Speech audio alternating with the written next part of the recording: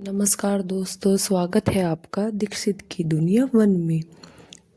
दोस्तों, आज मैं आपको एक अलौकिक कथा सुना रही हूँ जिसमें भगवान शिव कहते हैं कि यह तीन औरतें सावन सोमवार का व्रत भूलकर भी ना करें।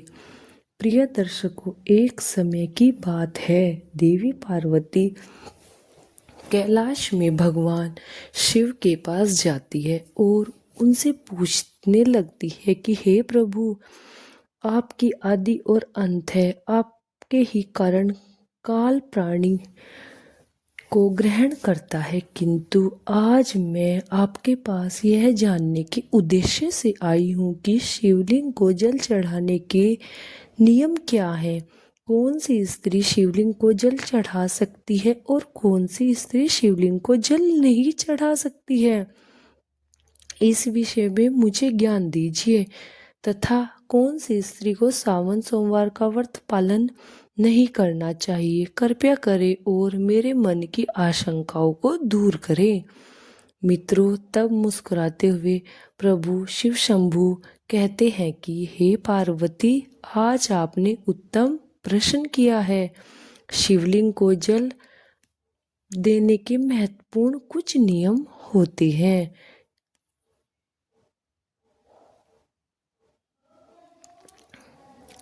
उन नियमों का पालन करते हुए ही हमें शिवलिंग को जल देना चाहिए। यदि कोई व्यक्ति इन नियमों का पालन नहीं करता है तो उसे महापाप लगता है। हे देवी, मैं उस स्थान से रुष्ट होकर चला जाता हूँ जहाँ पर इन नियमों का पालन ना किया जाए। हे प्रिय, आज मैं उन तीन स्त्रियों के विषय में बताने वाला हूँ जिन्हें शिवलिंग को जल नहीं चढ़ाना चाहिए। इन स्त्रियों को शिवलिंग को जल देने को कोई शुभ फल प्राप्ति नहीं होती है, उल्टा उनके द्वारा शिवलिंग को जल चढ़ाने पर उन्हें महापाप ही लगता है। शिवलिंग ही मेरा साक्षात स्वरूप है, जिनकी नित्य पूजा करने वाले को मैं सदैव रक्षा करता हूँ। आपने देखा है कि किस प्रकार मात्र 12 वर्ष की आयु वाले मार्कंडे को अमृतत्व का वरदान प्राप्त हुआ था। हे पार्वती, शिवलिंग को जल चढ़ाने के नियम बताने से पूर्व मैं आपको मेरे परम भक्त सुमित की एक प्राचीन कहानी सुनाता हूँ, जिसे आप ध्यान पूर्वक सुनिए। जो भी स्त्री इस प्राचीन कथा का श्रवण करती है उसे शिवलिंग को 100 वर्षों तक जल अर्पण करने का पुण्य प्राप्त हो जाता है। इस कथा को जो भी ध्यान से सुनता है, उसका प्रचार करता है, उसके दुखों का नाश हो जाता है और उसकी दरिद्रता दूर हो जाती है और सदा के लिए वह इस संसार में मोह माया से विरक्त हो जाता है। तब माता पार्वती कहती है, हे स्वामी, आपके मुख से इस कथा का श्रवण करना बड़ा सौभाग्य की बात है। कृपया करके आप मुझसे वह कथा कहिए, मैं इसे ध्यानपूर्वक अवश्य सुनूंगी। तब भगवान शिव देवी माता को वह कथा सुनाने लगते हैं। मित्रों, इस कथा को आप भी ध्यानपूर्वक अवश्य सुनिएगा, क्योंकि आधा अधूरा ज्ञान घातक सिद्ध हो सकता है। तो चलिए आपको सुनाते हैं वह कथा। साथ ही कमेंट में हर हर महादेव अवश्य लिखिए। मित्रों, भगवान शिव कहते हैं कि देवी पार्वती पूर्व काल की बात है। अक्षयपुरी नगर में सुखदेव नाम का एक ब्राह्मण निवास करता था। सुखदेव बहुत ही बुद्धिमान, रूपवान, गुणवान और सभी शास्त्रों में पारंगत था। उन देवी का भी वेदों का अध्ययन किया था। इसी नगर में एक नगर था। उस नगर में सुधर्मा नाम का एक विद्वान ब्राह्मण था। उसकी एक पुत्री थी जिसका नाम सुमति था। वह भगवान शिव की बड़ी सेवा भाव भक्ति भाव से नित्य करती थी। नित्य शिवलिंग को जल देना और उचित नियमों से पूजा आराधना करने के बाद ही उसके दिनचर्या की शुरुआत होती थी। सुमति ने मनचाहे वर को प्राप्त करने हेतु 16 सोमवार व्रत भी किए थे। उसके पति सुधर्मा ने बड़े ही लाड़ प्यार से अपनी पुत्री का पालन पोषण किया था। उसकी पुत्री अत्यंत रूपवान, गुणवान थी। जब सुमति विवाह के योग्य हुई तो सुधर्मा ने अपनी पुत्री के विवाह की चिंता सताने लगी, क्योंकि उसने अपनी पत्नी से कहा कि हे प्रिय, हमारी पुत्री अब जवान हो चुकी है, इसलिए अब उसका विवाह हमें कर देना चाहिए। तब उसकी पत्नी कहती है कि हे स्वामी, मेरी दृष्टि में एक विद्वान ब्राह्मण है जो मेरे भाई के नगरी में अक्षयपुरी में रहते हैं, जिनका नाम सुखदेव है। मैं तो कहती हूँ कि हमारी पुत्री का विवाह उन्हीं ज्येष्ठ ब्राह्मण के साथ कर दिया जाए। इसके साथ विवाह करके हमारी पुत्री सुखी से जीवन व्यतीत करेगी। तब सुधर्मा कहता है कि हे प्रिय, तुम ठीक कहती हो। मैंने भी सुखदेव जी के विषय में बहुत सुना है। हम हमारी पुत्री का विवाह उन्हीं के साथ करेंगे। मैं कल ही उनके पास अपनी पुत्री का विवाह का प्रस्ताव लेकर जाता हूँ। फिर सुधर्मा अपनी पुत्री के विवाह का प्रस्ताव लेकर सुखदेव के घर पहुंच जाता है। तभी सुखदेव घर में अपने माता पिता की सेवा कर रहा होता है। जब सुधर्मा सुखदेव को अपने माता पिता की सेवा करते हुए देखता है तो उसे बड़ा आनंद प्राप्त होता है और प्रसन्नतापूर्वक उसे निहारने लगता है, और वह सोचता है कि यह ब्राह्मण का पुत्र तो कितना महान है। यह तो बड़ी प्रसन्नता से अपने माता पिता की सेवा कर रहा है। जब सुधर्मा को सुखदेव द्वार पर खड़ा देखता है तो वह उनका स्वागत करता है और कहता है, हे प्रिय, पधारिए, आपका स्वागत है। कहिए, मैं आपकी किस प्रकार से सहायता कर सकता हूँ। सुखदेव का आतिथ्य स्वीकार देखकर सुधर्मा बहुत प्रसन्न हो जाता है। वह देखता है कि सुखदेव का घर अत्यंत पवित्र और शुद्ध होता है। उसके घर में पूरे विधि विधान के साथ शिवलिंग की स्थापना की हुई होती है और वह उसकी नित्य पूजा करता है। इसी कारण से सुधर्मा को विश्वास हो जाता है कि सुखदेव ही उसकी पुत्री के लिए सर्वोत्तम वर है। तभी सुधर्मा सुखदेव से कहता है कि विप्रव, आज मैं आपके पास मेरी पुत्री के साथ विवाह का प्रस्ताव लेकर आया हूँ। मेरी पुत्री के लिए आपके समान श्रेष्ठ वर कहीं और नहीं मिल सकता है। तब सुखदेव के माता पिता भी यह बात सुनकर प्रसन्न हो जाते हैं और सुखदेव को विवाह के लिए मना लेते हैं। फिर सुखदेव भी विवाह के लिए तैयार हो जाता है। प्रिय मित्रों के समय के अनुसार विवाह का मुहूर्त तय हो जाता है और एक पवित्र स्थान पर सुखदेव और सुमति का विवाह संपन्न हो जाता है। सुमति के सुंदर और मनोहर रूप को देखकर सुखदेव भी प्रसन्न हो जाते हैं। सुमति अत्यंत सुंदर, गुणवान और चरित्रवान स्त्री थी। विवाह के बाद जब सुमति सुखदेव के घर जाती है तो वह भी अपने पति और सास ससुर की बड़ी सेवा करती है। अपनी मधुर वाणी और कार्यों से वह सभी प्रकार के मन को जीत लेती है। सुमति के ससुराल वाले भी उसके कार्य में उसका सहयोग करते हैं।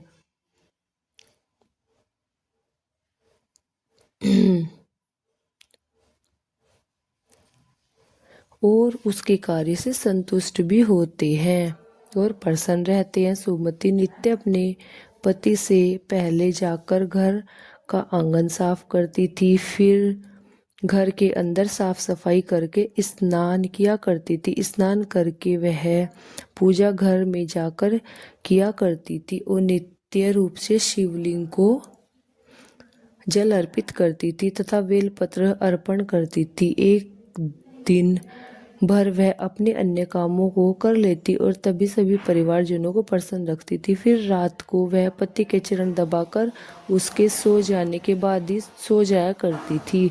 सुमति के अंदर एक पतिव्रता नारी के सभी लक्षण थे और वह अपने पति को ही परमेश्वर मानकर उनकी सेवा किया करती थी। सुमति ने कभी अपने पति के अलावा अन्य पुरुष के विषय में विचार नहीं किया। वह सत्य, धर्म का पालन करने वाली और धर्म कार्य करने वाली पवित्र स्त्री थी। उसने सभी कार्य कोई अशुभ कार्य नहीं किया था। सुमति के ऐसे सात्विक और सरल स्वभाव को देखकर माँ लक्ष्मी भी उस पर मेहरबान थी। माँ लक्ष्मी समय चलकर उसके घर में आकर निवास करने लगी, जिससे सुमति के जीवन में सुख समृद्धि और भी अधिक बढ़ जाती है। मित्रों, भगवान जी कहते हैं कि हे देवी पार्वती, धन की देवी लक्ष्मी उन्हीं स्त्रियों पर अपनी कृपा दृष्टि बनाए रखती है जो पतिव्रता होती है और जो सत्य धर्म का पालन करती है। सुमति के अंदर में सभी लक्षण थे जो एक श्रेष्ठ पतिव्रता नारी के अंदर होने चाहिए। लेकिन आगे मैं तुम्हें बताऊंगा कि सुमति की एक भूल के कारण उसका पूरा परिवार दुखों के बादलों में डूब गया और उसके जीवन में केवल क्लेश, अशांति और दुख ही आने लगे। हे पार्वती, फिर एक दिन की बात है जिससे अगले सुबह श्रावण मास प्रारंभ होने वाला था और संजोग से उस दिन अमावस्या भी थी। तभी सुमति ने दोपहर के भोजन को कोशिबीन बनाई थी, जिससे कि कई अधिक मात्रा में प्याज, गोभी, अन्य सब्जियों को दही के साथ मिलाकर बनाया और स्वाद को बढ़ाने हेतु सेंधे नमक का भी उपयोग उसने किया। तब सुमति और उसका वर संध्या पूर्वक भोजन कर रात्रि में सो गए, किंतु सुमति ने जो कोशिम्बीर बनाई थी वह काफी स्वादिष्ट बनाई और सभी के भोजन पश्चात उसने में से थोड़ी बची गई थी। जब अगली सुबह सुखदेव और सुमति जल्दी सुबह उठे तो उन्होंने रात की बनाई हुई कोशिबीन बहुत पसंद आई थी और उन दोनों ने उसे खा लिया।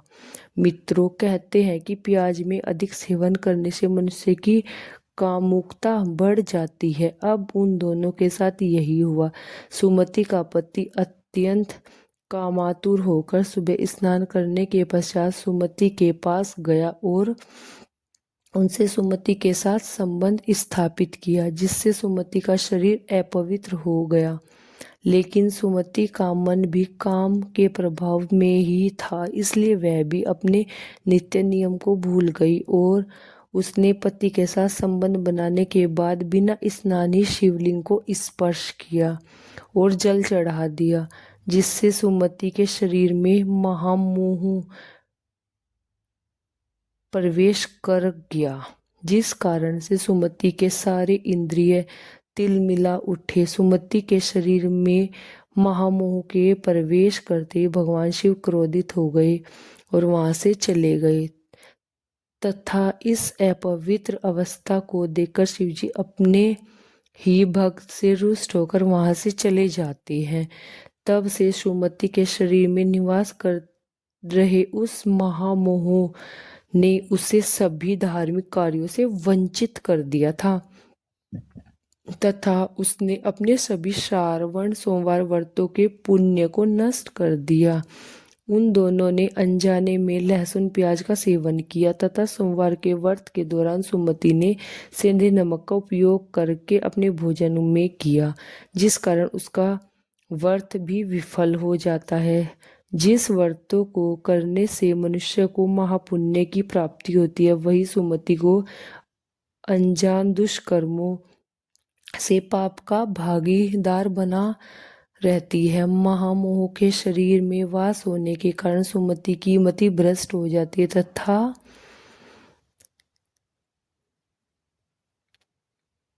सुमति सोचती है। इसका विपरीत प्रभाव सुमति के पति पर भी पड़ता और वह भी सदा कामातुर होकर सुमति के साथ भोग विलास करने लगता है। उसका मन सदैव ही काम वासना में लगा रहता था।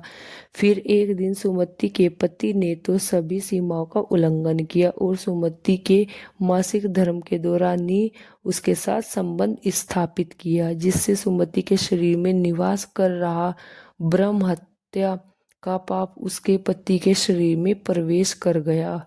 हे देवी, जब स्त्री मासिक धर्म से होती है तो उसके शरीर में 3 दिनों तक ब्रह्म हत्या का पाप निवास करता है, क्योंकि ब्रह्मदेव ने इंद्र के शरीर से ब्रह्म हत्या का पाप निकालकर वृक्ष, जल, अग्नि और अप्सराओं को ग्रहण करने के लिए कहा था।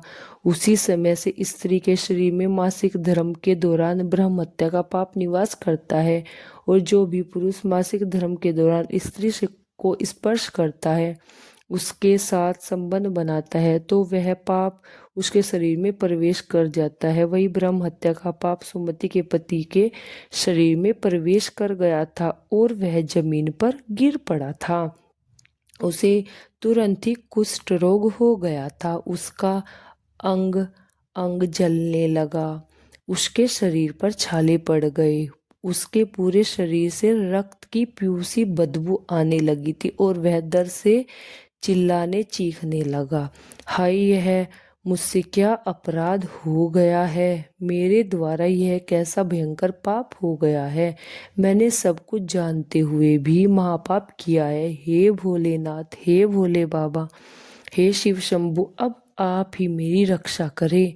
मेरी रक्षा आपके सिवाय और कौन करेगा? तभी सुमति की सास तुरंत उस स्थान पर आ जाती है, तो उसे देखा कि उसका पुत्र कुष्ठ रोग से ग्रसित होकर जमीन पर पड़ा हुआ है। वह क्रोध में आकर सुमति से कहने लगती, अरे उल्टा, अरे पापिन, तू यह क्या कर डाला? अपने ही पति का धर्म भ्रष्ट कर डाला। तूने उसके साथ मासिक पीड़ा में क्यों संबंध बनाया? अपने पति की ऐसी हालत देखकर सुमति बहुत घबरा गई और जोर जोर से रोने लगी और कहा कि सासू माँ, मुझे क्षमा करो, मुझसे बहुत बड़ा अपराध हो गया है। काम के वशीभूत होकर मेरे द्वारा ये अपराध हो गया है। तब सुमति की सास ने कहा, पापिन, तू इस घर से अभी चली जा। तू जैसी उल्टा स्त्री को इस घर में नहीं रहना चाहिए। तूने मेरे बेटे को जीवन को नरक बना दिया है और पता नहीं आगे और क्या क्या करेगी। सुमति कहती है कि हे सासू माँ, मैं कहाँ जाऊं? मेरे पति के अलावा मेरा और कोई नहीं है। मैं उन्हें छोड़कर जीवित नहीं रह सकती। तू कहीं भी जाकर मर जा, लेकिन अब तू इस घर में निवास नहीं कर सकती। इतना कहकर सुमति की सास ने उसे धक्के मारकर घर से निकाल दिया। फिर सुमति दुखी होकर घर से निकल गई। उसने अपनी भूल का बड़ा पछतावा होने लगा। उसे कुछ भी समझ नहीं आ रहा था कि वह क्या करे। तब सुमति चलते चलते एक वन में पहुंच जाती है। उसी वन में एक शिव मठ होता है। तब वह उस मठ पर सहायता मांगने के लिए जाती है, तो वहां पर कोई नहीं होता। सुमति उसी मठ पर जाकर बैठ जाती है और अपने दोषों के विषय में सोचती दुखी होने लगती है।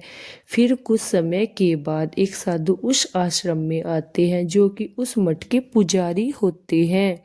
जब वे साधु एक स्त्री को अपने मठ पर दुखी बैठा हुआ देखते हैं, तो आश्चर्यचकित हो जाते हैं और पास जाकर उस स्त्री से पूछने लगते हैं कि हे कल्याणी, तुम कौन हो और इस कारण से इस स्थान पर अकेले क्यों बैठी हुई हो? तुम्हारे दुख का क्या कारण है? कोई गुप्त बात ना हो तो अवश्य बताओ, शायद मैं तुम्हारी कोई मदद कर सकूं। तब सुमति कहती है कि हे मुनिवर, मेरा नाम सुमति है। मेरे द्वारा घोर पाप हो गया है। इसी कारण से मैं आपके परिवार से बिछड़कर इस स्थान पर आई हूँ। तब साधु कहते हैं कि हे देवी, यह क्या कह रही हो? तुमने कौन सा पाप किया है? मुझे विस्तार से बताओ। मैं तुम्हारी कोई सहायता कर सकूं तो प्रयत्न अवश्य करूंगा। सुमति कहती है कि हे मुनिवर, मेरे द्वारा घोर पाप हो गया है। मासिक धर्म के दौरान मैंने अपने पति के साथ संबंध बनाया था। इसी कारण मेरे पति कुष्ठ रोग से ग्रसित हो गई हैं और दुख भोग रहे हैं। फिर साधु जी कहते हैं कि बेटी, तुम चिंता मत करो। तुम्हारे द्वारा जो पाप हुआ है उसका प्रायश्चित करो। तुम्हें पाप से मुक्ति मिल जाएगी। तुम इस मठ में रहकर भगवान शिव शंकर की पूजा करो। शिवलिंग को नित्य जल दो और बेलपत्र अर्पण करो।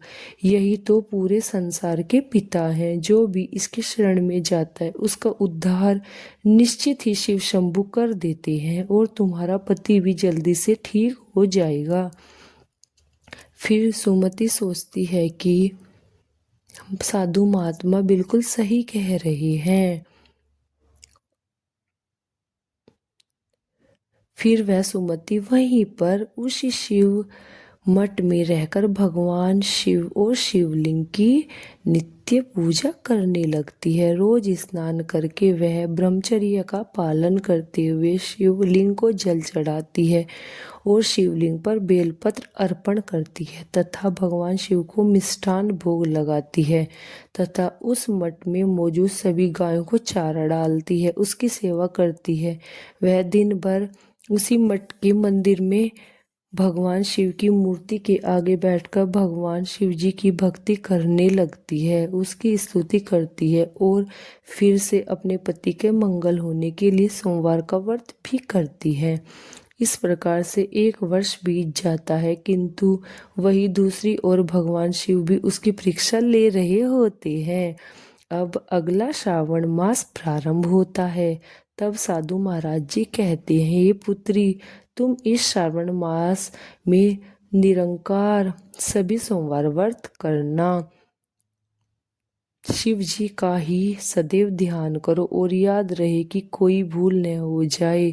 अब मैं तुम्हारे श्रावण सोमवार व्रत के नियम को विस्तार से बताता हूँ, इसे ध्यानपूर्वक सुनो। किसी भी स्त्री या पुरुष को श्रावण माह में किसी भी प्रकार के तामसिक पदार्थों का सेवन नहीं करना चाहिए। परहेज की हुई किसी भी वस्तु का सेवन नहीं करना चाहिए। हे पुत्री, शिवलिंग पर भूल के भी केतकी का पुष्प, तुलसी पत्र को अर्पण नहीं करना चाहिए और ना ही शिव जी की पूजा में शंख का उपयोग होता है। शिवलिंग पर कभी भी हल्दी, कुमकुम और सिंदूर अर्पण नहीं करना चाहिए। अब तुम सच्चे मन से भोलेनाथ की पूजा आराधना करो, वे अवश्य ही तुम्हारी सभी इच्छाओं को पूर्ण करेंगे। अब सुमति इसी प्रकार से सोमवार के व्रतों का पालन करती है, किंतु उसे कोई भी साक्षात्कार या अनुभव नहीं होता है, जिससे हताश होकर वह एक दिन मन में आत्महत्या करने का विचार करती है, क्योंकि उसके जीवन में किसी भी प्रकार का सुधार उसे नजर नहीं आ रहा था।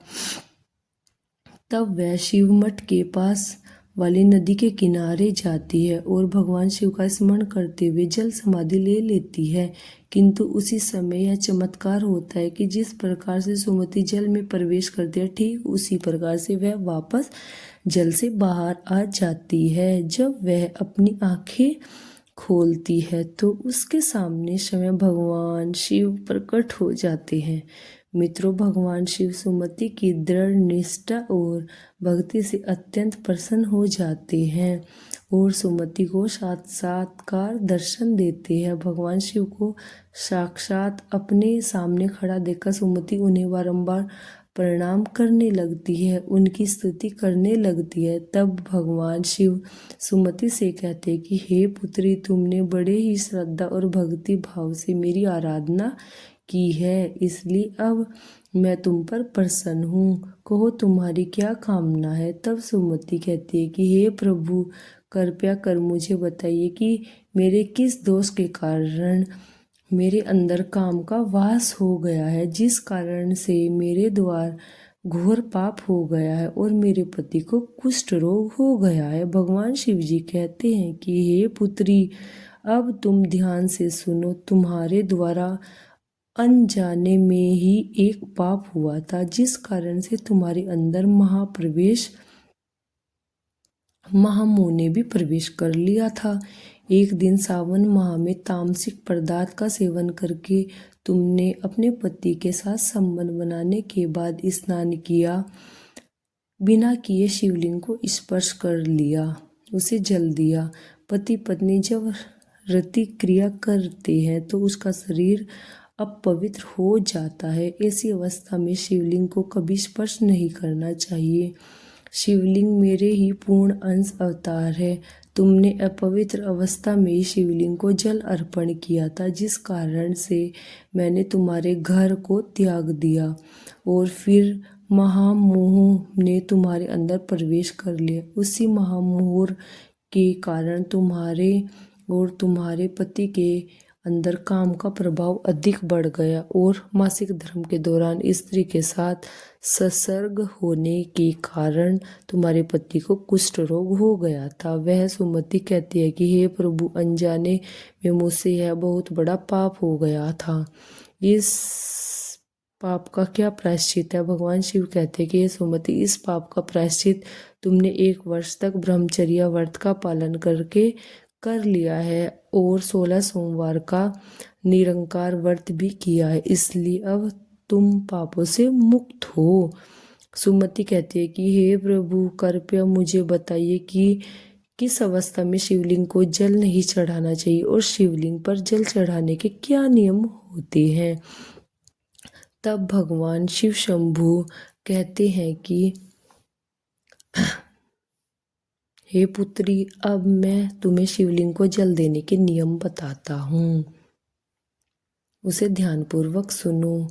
पुत्री, शिवलिंग अत्यंत पवित्र होता है। यह तुमसे मुझे सबसे अधिक प्रिय है, इसलिए इसकी सात्विकता, पवित्रता बनी रहनी चाहिए। शिवलिंग को कभी अपवित्र अवस्था में स्पर्श नहीं करना चाहिए। जो स्त्री मासिक धर्म से हो उसे कभी स्पर्श नहीं करना चाहिए शिवलिंग को। मासिक धर्म के दौरान स्त्री को शरीर को ब्रह्म हत्या का पाप होता है। ऐसी में स्त्री को शिवलिंग को जल नहीं चढ़ाना चाहिए। किसी भी स्त्री और पुरुष के संबंध बनाने के बाद शिवलिंग को स्पर्श नहीं करना चाहिए और ना ही इसे जल चढ़ाना चाहिए। संबंध बनाने पर स्त्री और पुरुष का शरीर अपवित्र हो जाता है। ऐसी अवस्था में शिवलिंग को स्पर्श करना पर दोष लगता है, यह महापाप होता है। पुत्री, जो स्त्री अपने पति का त्याग करके चली गई हो, जो विवाह के पश्चात अपने पति को छोड़कर अन्य पुरुष के साथ निवास कर रही हो, ऐसी स्त्री को भी शिवलिंग को जल नहीं चढ़ाना चाहिए। शिवलिंग की पूजा करने का अधिकार केवल पतिव्रता या कुंवारी स्त्रियों को ही है। जो स्त्री अस्थि वैश्यावृत्ति की या अनेक पुरुषों के साथ संबंध बनाती हो, उसे शिवलिंग को जल नहीं चढ़ाना चाहिए। हे सुमति, अब मैंने तुम्हें शिवलिंग के जो जल देने के संबंध में महत्वपूर्ण बात बताई है, तुम इसे ध्यान से रखो। तब सुमति कहती है कि हे प्रभु, मेरे पति कुष्ठ रोग से पीड़ित हैं, कृपया करके मेरे पति का कुष्ठ रोग से मुक्त कर दीजिए। तब शिवजी कहते हैं कि हे पुत्री, तुमने इस शिवलिंग की 1 वर्ष तक पूजा की है और नित्य बेलपत्र अर्पण किए हैं। वृक्षों में बेलपत्र मुझसे सबसे अधिक प्रिय है। शिवलिंग पर तुमने जो बेलपत्र अर्पण किए हैं, तुमने इसके पत्ते ले जाकर अपने पति को गुप्त रूप से खिला दो, वह रोग और पापों से मुक्त हो जाएगा। इतना कहकर भगवान शिव शंभु अंतर्ध्यान हो जाते हैं। यह सुनकर सुमति बहुत प्रसन्न हो जाती है और भगवान शिव को बारंबार प्रणाम करके धन्यवाद देती है।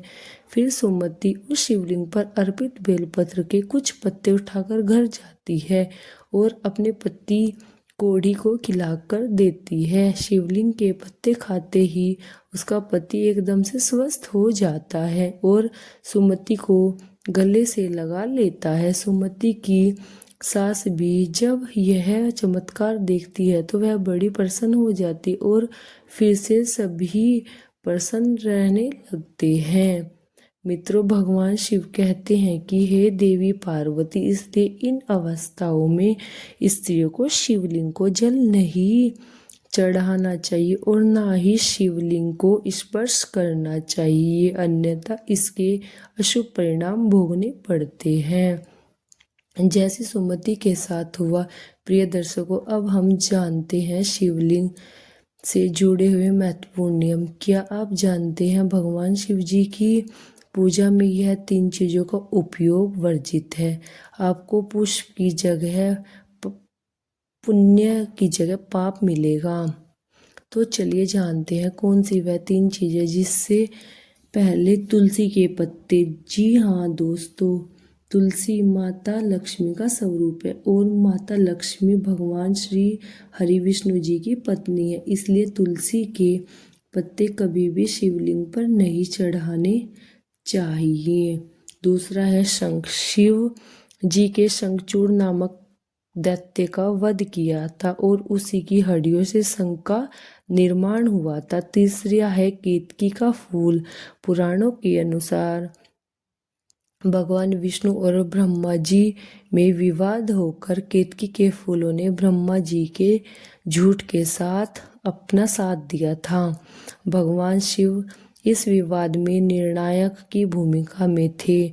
शिवजी ने केतकी का झूठ पकड़ लिया और उसे श्राप दिया कि उसका उपयोग उसकी पूजा में नहीं किया जाएगा। भगवान शिव जी को पीला और सफ़ेद कनेर के फूल पसंद होते हैं। आप उन्हें जरूर अर्पण करें। धतूरे के फल और फूल भी अर्पण कर सकते हैं। साथ ही दूध चंदन से लेपन करना भी शुभ माना जाता है। पुराणों में शिवलिंग को ब्रह्मांड का केंद्र माना गया है। इस केंद्र से समस्त ब्रह्मांड को ऊर्जा प्राप्त होती है। शिवलिंग से ही इस ब्रह्मांड की उत्पत्ति हुई है, इसलिए शिवलिंग को ऊर्जा का केंद्र माना जाता है। इसके पास कोई भी ऐसी वस्तु नहीं रखनी चाहिए जिससे शिवलिंग से निकलने वाली ऊर्जा नकारात्मकता में परिवर्तित हो जाए। वास्तुशास्त्र के अनुसार यदि ऐसी वस्तु शिवलिंग के पास रखी जाती है तो घर का वातावरण भी नकारात्मकता से भर जाता है। जैसे ही एक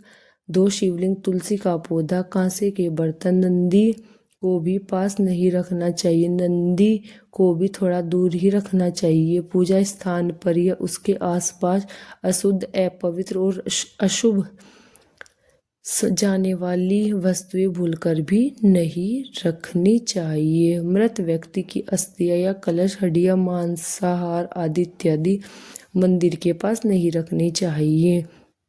शुद्ध और सात्विकता का ध्यान रखना चाहिए। जो मनुष्य शिव जी को जल देते हुए 1,00,000 बार महामृत्युंजय मंत्र का जाप करता है, उसके शरीर के सभी रोग नष्ट हो जाते हैं और उसका शरीर शुद्ध हो जाता है।